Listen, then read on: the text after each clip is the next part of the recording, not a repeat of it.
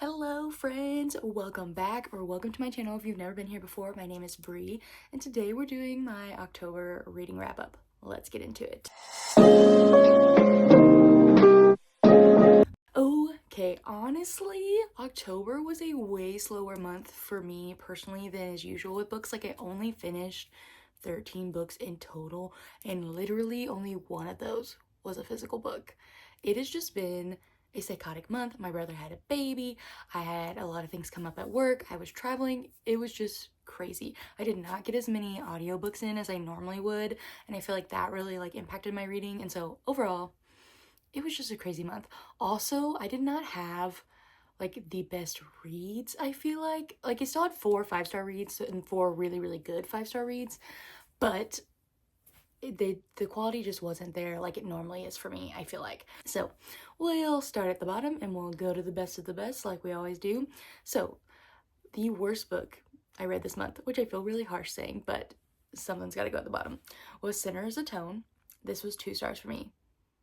It literally was serving nothing. I cannot believe I wasted so much time on this book. Honestly, for me, it's not as big of a deal because I just read the first 3 books in the series earlier this year.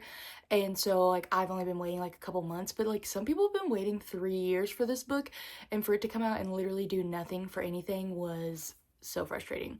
And, authors are people too. They got jobs, they got lives, but also I'm allowed to have an opinion about a book that I think is terrible, and this book was terrible. The first 3 books are my all-time favorite mafia romances ever, and this couple I was so excited for and I had so much hope for and high expectations for, and they did not deliver on any single level. Literally, they barely interacted the whole book. They were both mean and hateful towards each other. There was no in enemies to lovers, they hate each other, but it builds up. There was no build up here. There was just annoyance and hatred and nothing happening.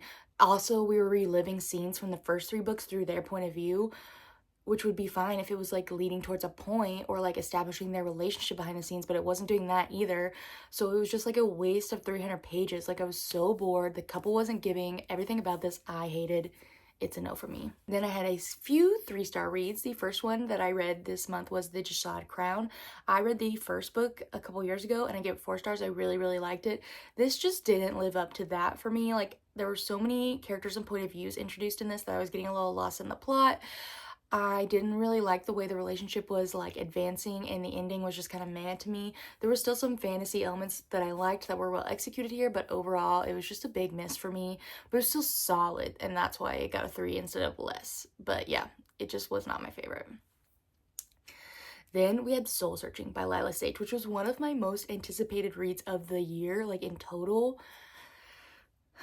And it was a major disappointment. It was just, I've said this multiple times in my reviews and to friends, it was aggressively mediocre. I just didn't care about the characters at all. I didn't connect to them. I didn't care about the relationship. I didn't care about the plot line. Even the ghost storyline, it didn't keep me entertained at all.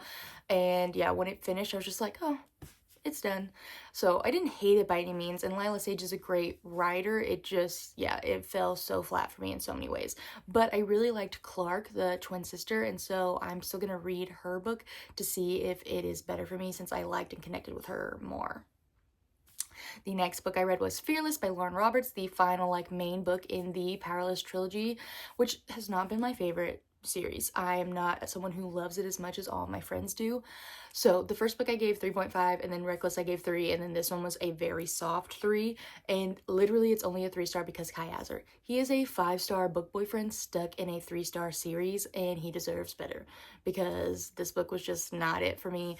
The plot was boring, the tropes were overused, the ending didn't even registered to me because I just didn't care enough. So yeah, 3 stars for Kai Hazard, and that's it. The next 3-star book, and I think my last 3-star book that I had this month, was My Loft with the Walter Boys, and I literally only picked this up because my little cousin asked me to buy her this book for her birthday, and I wanted to read it and make sure that it was age appropriate because, as I've talked about many times, YA books nowadays are wild and you never know what you're gonna get in them. So I didn't want to be giving her a book that was crazy, full of a lot of inappropriate things, and then my aunt be like, what are you doing? So I listened to the audio. It is age appropriate for 8th graders to freshmen and high school, all that. I didn't really have any issues with it. It was a solid book. It's just not my favorite because I feel I'm really out of my YA romance or fiction like time in my life. Like I love YA fantasy still, but it just feels more mature than like YA romances to me. So yeah, this was fine. It was 3 stars. Nothing to write home about, but nothing terrible either. The next book was a not so fictional fall. I gave this 3.5 stars. This was a really solid book. It was a cozy fall romance, closed door, very low stakes. It was marriage of convenience. It was a fun time. Sometimes the writing felt a little juvenile to me and it didn't make it my favorite, but overall it was a super easy read and the perfect like palate cleanser between bigger books. Now for my 4-star reads, my first 4-star read of the month was Half Light Harbor by Samantha Young. I am a Samantha Young super fan. Like I love her romantic suspense books. They're some of my favorite. And this is the first book in a new romantic suspense Scottish set book series, and I really loved it. I thought the premise was fun. I will say in the middle I was a little bored just because I didn't feel like as connected to these characters as I have to characters in her other books, and also the relationship felt very like lust forward and very like sex focused, which is just not a favorite for me. Like I don't vibe with relationships like that at all. So that was a little like for me, but like the last 20% brought it back full circle. I could feel the emotional intimacy. I could feel the connection between these characters, and that made me more connected to the story. Also, there were several like mini twists that I wasn't expecting that really brought it full circle, and there were so many setups for the side characters I couldn't decide whose book I wanted next more because they were all developed so well. You can hear my dog literally he's literally sitting by my pile of trash to take out and just like judging me.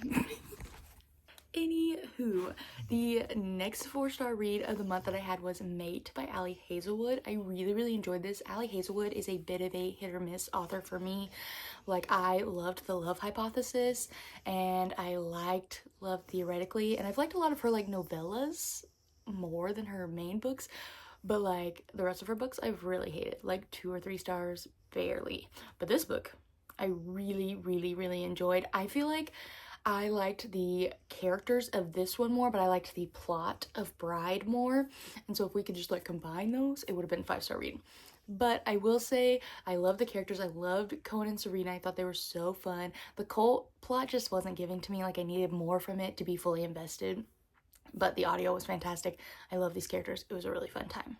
Then I read Sleigh Bells and Snowstorms by Claire Kingsley. This was my first book by Claire Kingsley, and I really want to dive into her backlist and read more because like I said, I love a romantic suspense, and I really enjoyed this book. It was so fun. Natalie and Jensen were super fun main characters. This is like, I mean, it's basically a full-length book, but it's closer to a novella, I would say. At least for me, I feel like it was under 300 pages. Or like right at 300 pages.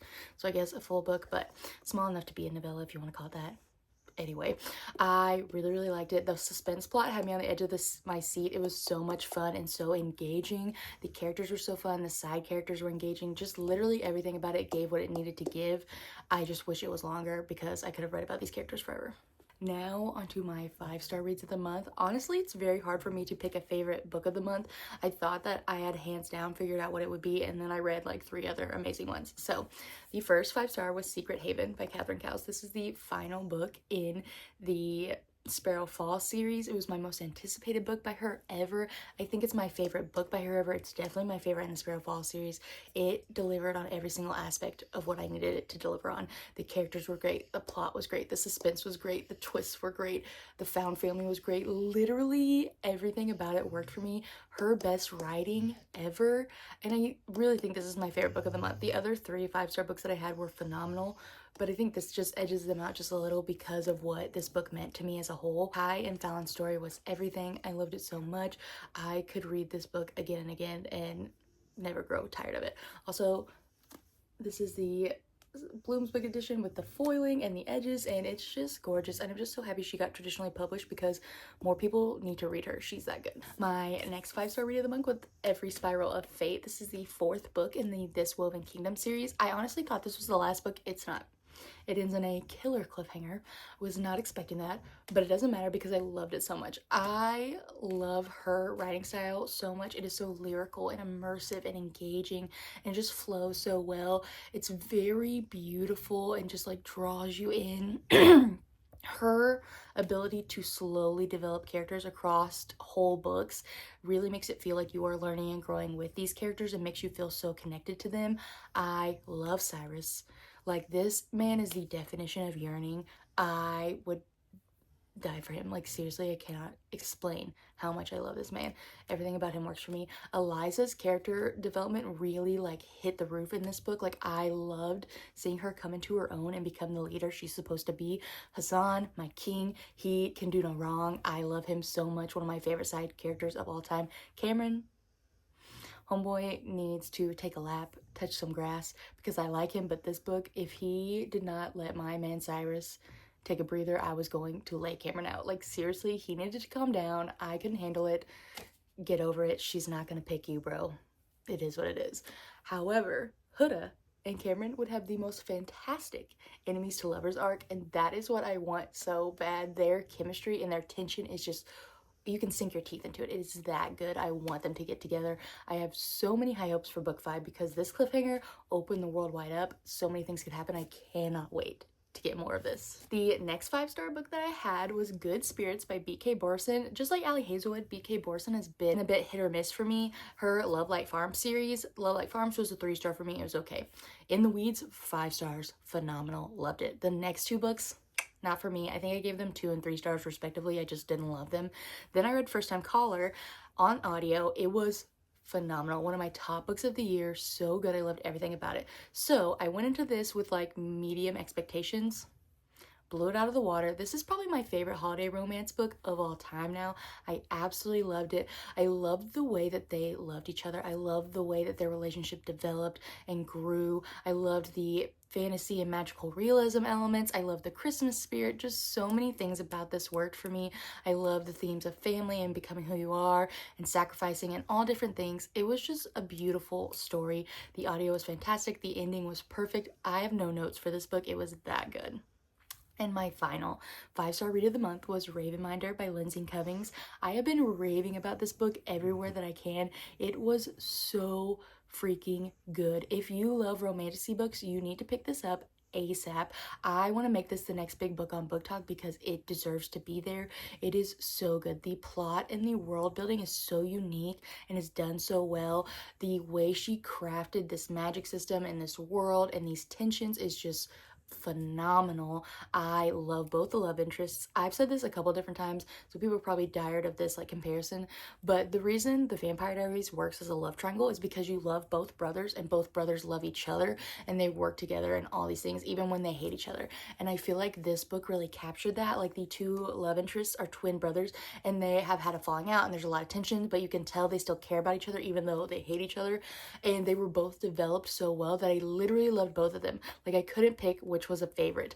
I love that. It's how you write a love triangle. She did a phenomenal job. Our FMC, Ezra, was perfect. I really appreciated about her how she was a lot different from other fantasy FMCs and the fact that she like wasn't making a bunch of stupid decisions. And if she did, she'd be like, whoa, that was really dumb. Why did I do that? And so I thought that she was just very mature and intelligent, developed really, really well. The plot of this had a lot of religious allegory, which I really dug. I was really invested in that. I love the way that she tied those themes in. And the ending, the last 10% was crazy. I literally still haven't recovered, and it's been a week since I finished this book. I don't know if I will ever recover. I need more of this series in my life ASAP. It is so, so, so freaking good. Like, that's it, guys. So good. And that is every single book that I read in October. I had a, it was a solid reading month. Not my best, not my worst, but solid. I'm excited to dive into some of the sequels to some of these books in the next month. Let me know what you read in October, what your favorite books were, what your least favorite books were.